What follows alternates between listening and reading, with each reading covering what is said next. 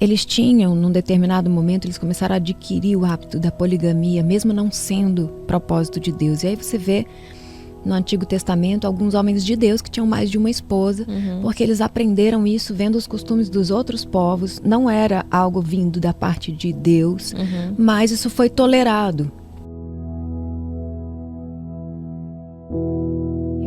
Eu teria motivo para ter divorciado por conta própria, biblicamente falando.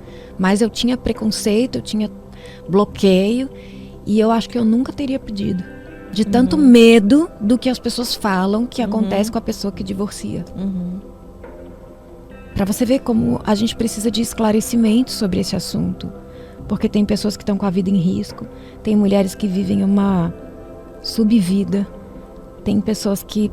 Hoje eu atendo muitas pastoras dentro do projeto de mentoria que eu faço, líderes, mulheres cristãs, que chegam para mim e falam assim: eu amo a palavra, eu amo o Senhor, meu marido já me traiu 10 vezes e ele me bate e ninguém sabe, e ele abusa dos meus filhos, das minhas filhas, só que eu aprendi que quem divorcia vai para o inferno, me ajuda, eu não quero ir para o inferno. E como você aconselha essas mulheres? Aonde a gente encontra na palavra um respaldo para em que momento a gente pode se divorciar ou não? A verdadeira história do divórcio você não escuta em todo lugar. E isso é inclusive tema do livro chamado Deus Ama a Mulher.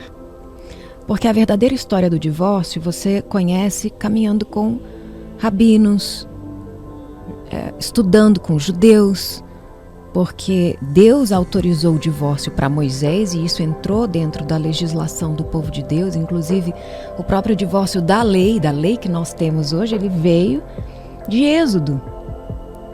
Isso existiu porque Moisés apresentou a Deus uma oportunidade para aquelas mulheres que eram repudiadas, maltratadas, traídas e de repente não podiam, tinha acabado a vida delas. Qual que é a história verdadeira do divórcio? Isso eu fui descobrir agora, infelizmente, quando eu passei pelo meu segundo divórcio. E aí eu fui entender o que realmente tinha dentro de mim que me atraía para situações onde eu era maltratada, onde eu era traída.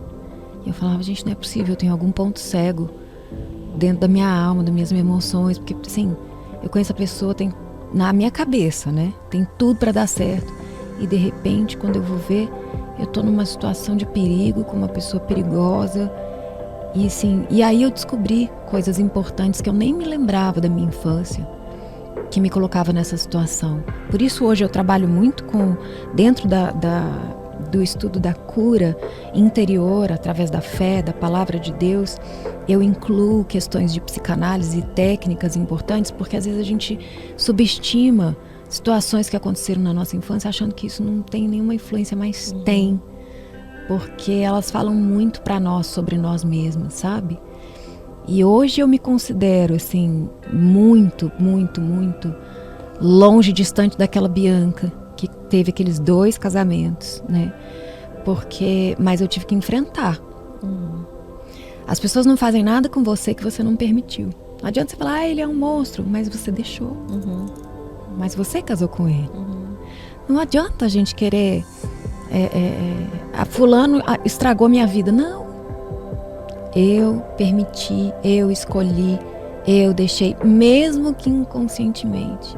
E a gente não vai conseguir nunca mudar a nossa história mudando alguém. A gente só vai conseguir mudar a nossa história mudando a gente. Então, só um adendo com relação a essa questão do divórcio.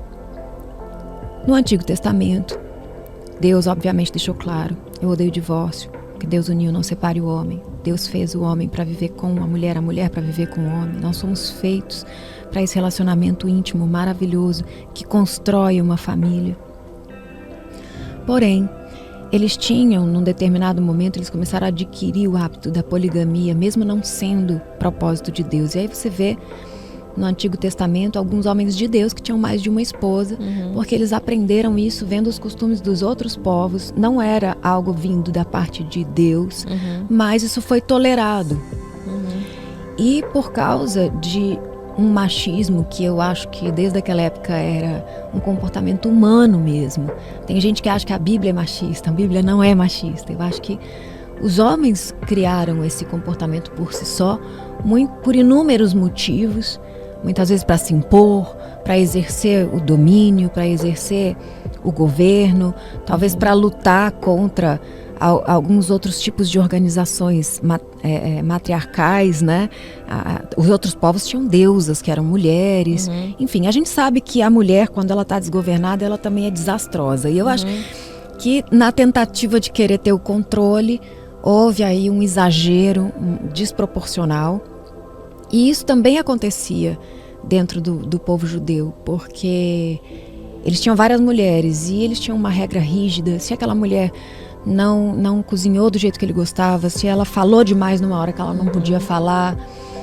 Quem conhece a cultura judaica sabe que existem algumas regras de comportamento social que inclui uma diferença entre o homem e a mulher. A mulher normalmente anda atrás do homem, a mulher não fala em público, etc.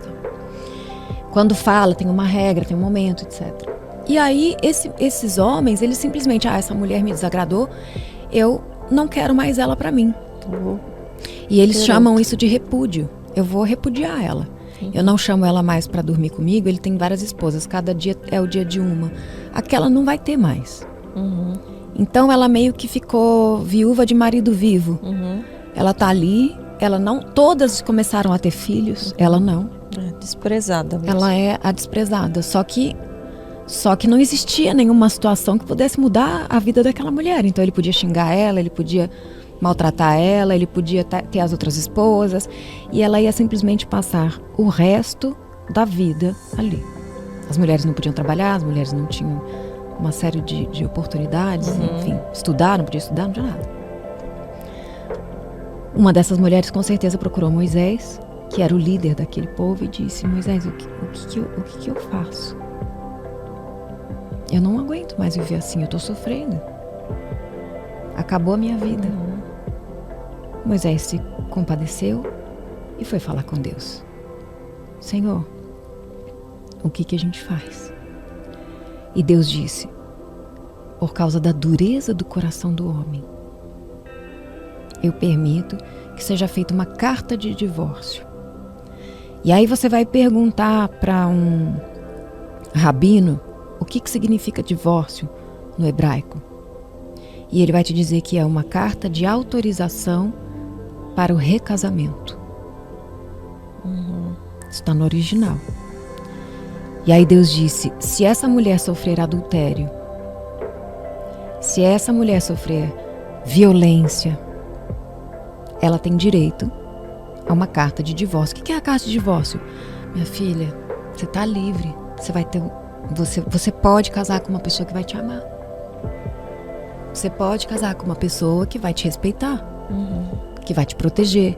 E eu comecei a estudar com esse olhar e com essa curiosidade o Antigo Testamento, e eu fiquei muito surpresa, porque existem vários mandamentos a respeito das obrigações do homem que a gente quase não escuta. Tipo quais? Deus falou para Moisés, por exemplo, que o homem ele tem a obrigação de proteger, ele tem a obrigação de prover, principalmente porque as mulheres não podiam trabalhar naquela época, então você imagina, e ela engravidava todo ano, não tinha a menor condição. E ele tem obrigações conjugais, tá? Porque existia mulheres que diziam: ele não está me buscando, porque tinha cada momento de uma. E isso era motivo de reclamação, e diante de Deus isso era considerado importante. Aquele homem não estava cumprindo com os deveres matrimoniais dele. Mas a gente sabe que a gente vive numa sociedade machista. Então a gente vai ouvir muitos casos, inclusive no meio cristão, de mulheres que não cumpriam o seu papel. A mulher ela nega o marido. Mas ninguém tem coragem de falar assim: pastor, meu marido também não me procura. E mesmo que o marido não seja violento, não tem coragem. Não, imagina que vergonha, vai ficar mal pra mim, vão falar que eu sou atirada demais. Nossa, a irmã tá, hein? Tá que tá, hein? Mas é o direito da mulher, gente. Ser amada, ser desejada, ser protegida, ser amparada. E quando a gente fala sobre o homem provedor, não é que ele tem que pagar tudo. Mas, gente, a mulher nasceu com uma ordem fisiológica de procriação e ela simplesmente não tem a menor condição de carregar um bebê enorme na barriga, trabalhando, fazendo força, virando noite, fazendo palestra, escrevendo, vendendo, fazendo evento. Aí o bebê nasce, tem que nascer no domingo, porque sábado ela trabalha, tá? Aí o bebê nasce no domingo, na segunda, 8 horas da manhã, ela tá lá. E ela tem que amamentar. A mulher, ela naturalmente precisa de pausa. E é por isso que sobre o homem vem uma responsabilidade um pouquinho maior de entender. A minha mulher precisa de cuidado. E eu tenho que oferecer essa segurança para ela. Porque ela foi feita para ter filhos. E se ela quiser ter filhos, eu vou amparar. Mas nessa luta de feminista, machista, ficou uma bagunça que parece que as pessoas não entendem que nós somos iguais e que nós temos funções que em alguns momentos são diferentes. E isso não muda o nosso valor, não muda o quanto a gente precisa um do outro. Isso não tira da mulher a chance de trabalhar, conquistar, realizar, e do homem de precisar, muitas vezes, descansar, ou por um motivo de doença, ou porque ele quis tirar um tempo, e a mulher naquele momento, através de um acordo, sustentar a casa naquele período, mas tudo isso feito em comum acordo. Não porque o homem vai falar assim, agora você me deve a sua vida, então você me sustente para sempre, e inclusive financie meus projetos. Tudo isso é em comum acordo, porque amor é respeito. Gostou desse trechinho? Quer mais? Então clica aqui para esse conteúdo super edificante. Eu tenho certeza que você vai amar.